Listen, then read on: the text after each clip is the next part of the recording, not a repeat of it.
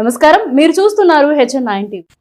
రాబోయే ఎన్నికల్లో రాష్ట్రంలో టీడీపీ అధికారంలోకి రావడం తథ్యమని గూడూరు మాజీ ఎమ్మెల్యే నియోజకవర్గం టీడీపీ ఇన్ఛార్జ్ పాసం సునీల్ కుమార్ తెలిపారు. తిరుపతి జిల్లా వాకాడు మండలం దుగరాజపట్నం గ్రామంలో బుధవారం సాయంత్రం బాబు షూరిటీ భవిష్యత్తు గ్యారంటీ కార్యక్రమంలో ఆయన పాల్గొన్నారు. ఈ సందర్భంగా సునీల్ కుమార్ మాట్లాడుతూ తమ పార్టీ అధికారంలోకి రాగానే ఆర్టీసీ బస్సుల్లో మహిళలకు ఉచిత ప్రయాణం కల్పించడం జరుగుతుందన్నారు. అలాగే రైతులకు సంవత్సరానికి 20,000 రూపాయలు, మహిళలకు సంవత్సరానికి ఉచితంగా 3 గ్యాస్ సిలిండర్లు ఇవ్వడం జరుగుతుందని గుర్తు చేశారు. టీడీపీ అధికారంలోకి వచ్చిన వెంటనే తిరుపతి జిల్లాలో ఉన్న గూడూరు నియోజకవర్గాన్ని నెల్లూరు జిల్లాలో కలిపేందుకు చంద్రబాబు నాయుడు ఒప్పుకోవడం జరిగిందని తెలిపారు. ఈయన వెంట టీడీపీ నాయకులు బిల్లు చెంచిరామయ్య, వాకాడు మండల తెలుగుదేశం పార్టీ అధ్యక్షులు దువ్వూరు మధుసూదన్ రెడ్డి, దోసకాయల కృష్ణమూర్తి, కామిరెడ్డి సునీల్ కుమార్ రెడ్డి, తుమ్మ మోహన్ నాయుడు, ఊరందూరు చిరంజీవమ్మ, తిరుమూరు శ్రీనివాసులరెడ్డి, వాకాటి గంగాధర్ రెడ్డి, రుద్రకోట రామచంద్రయ్య, అన్నమేటి చంద్రయ్య, మామిడి గోవిందయ్య, కోట శ్రీనివాసులు తదితరులు పాల్గొన్నారు.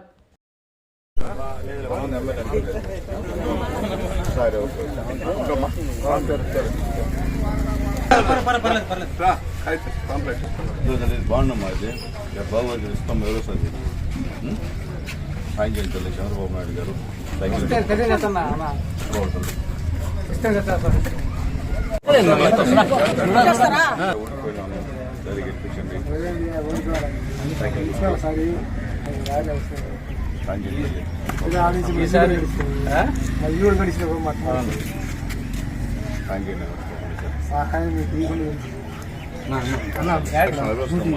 బాబు గారు గెలిస్తే బాబు గారు సాయం చేయించాలి. సైకిల్ ఎన్ని వస్తాయి బాబు గారు గెలిస్తే 5,000కి మీరు చేసే పని మేము పెంచుతాం ఇష్టంగా.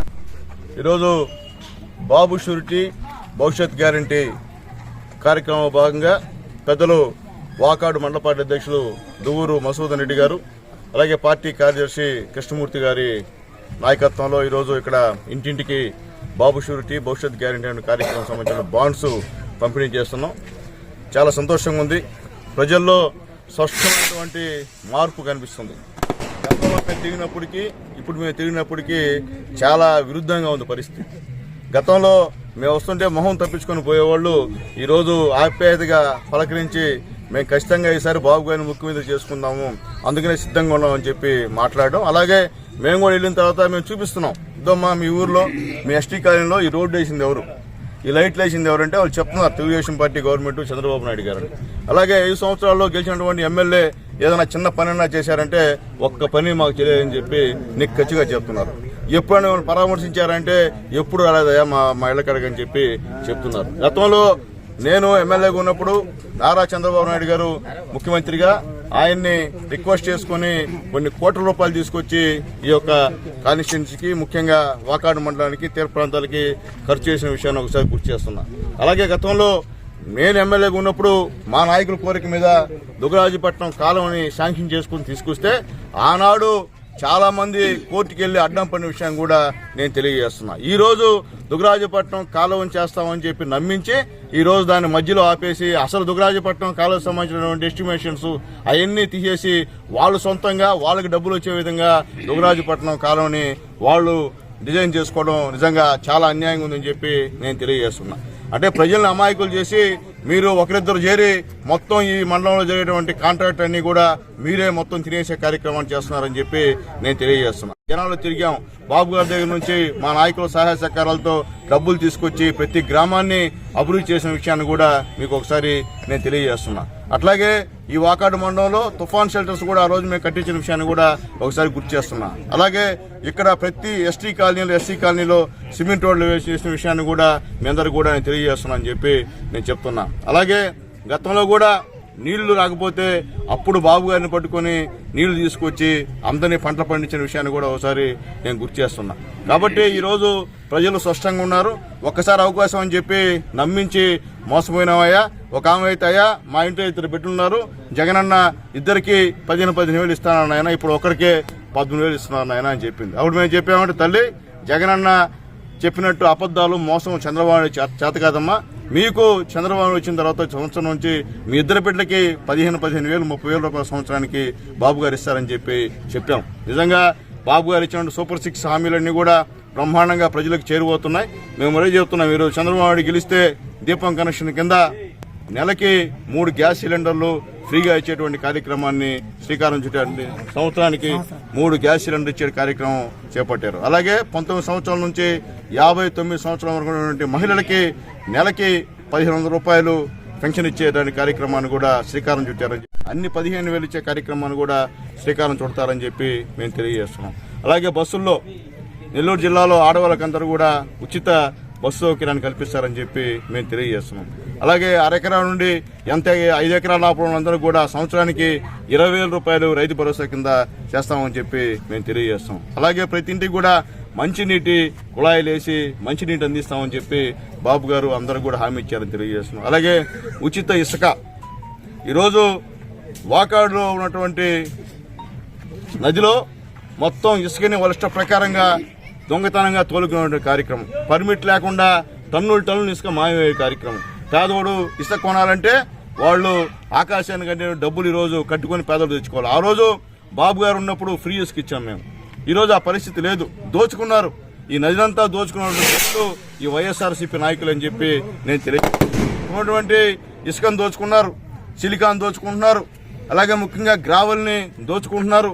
ఈ యొక్క నియోజకవర్గంలో ఏ ఖనిజ సంపద ఉంటే ఆ ఖనిజ సంపదని దోచుకునేటువంటి కార్యక్రమం. అక్రమంగా తెలుగుదేశం పార్టీ కార్యకర్తల మీద అక్రమ కేసులు పెట్టిస్తున్నారు, భయభ్రాంతులను చేస్తున్నారు పోలీసులు మేనేజ్మెంట్ చేసి.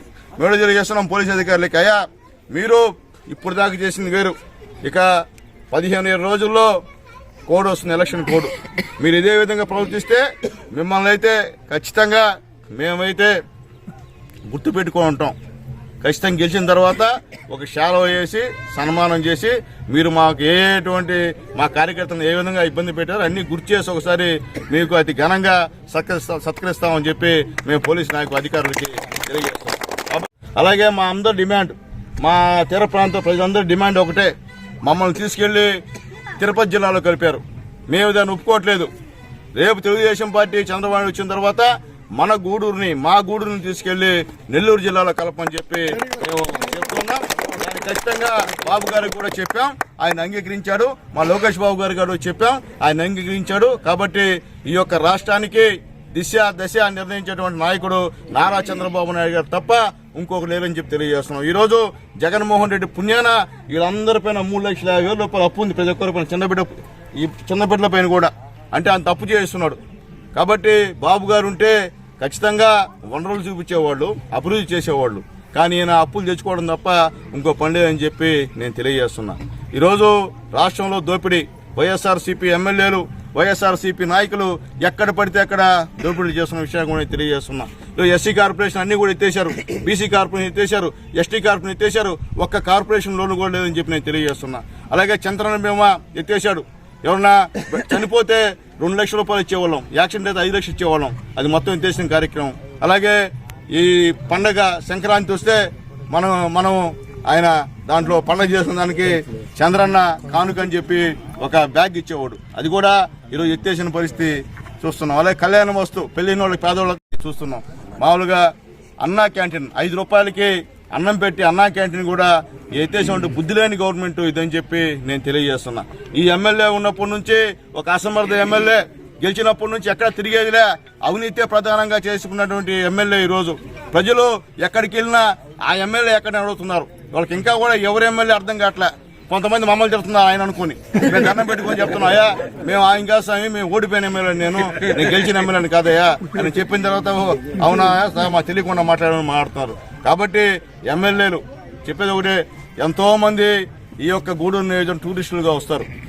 ఎందుకంటే ఒక ఎమ్మెల్యే వచ్చాడు, చాప చుట్టుకుని వెళ్ళిపోయాడు, ఇంకొక ఎమ్మెల్యే వస్తున్నాడు మళ్ళీ ఈ పక్క రాపూర్ నుంచి, అంటే ఎమ్మెల్యే అభ్యర్థి ఆయన కూడా అయిన తర్వాత చాప వెళ్ళిపోతాడు. కానీ సునీల్ కుమార్ లోకల్, ఇక్కడే పుట్టా, ఖచ్చితంగా ఉంటా, ప్రజా సమస్యల కోసం పోరాడతా, చంద్రబాబు నాయుడుతో మాట్లాడి ఈ యొక్క గూడూరు కాన్స్టిట్యున్సీని అభివృద్ధి చేస్తానని చెప్పి తెలియజేస్తున్నా. మరిన్ని అప్డేట్స్ కోసం మన HN9 టీవీ ఛానల్ ని సబ్స్క్రైబ్ చేసుకోండి.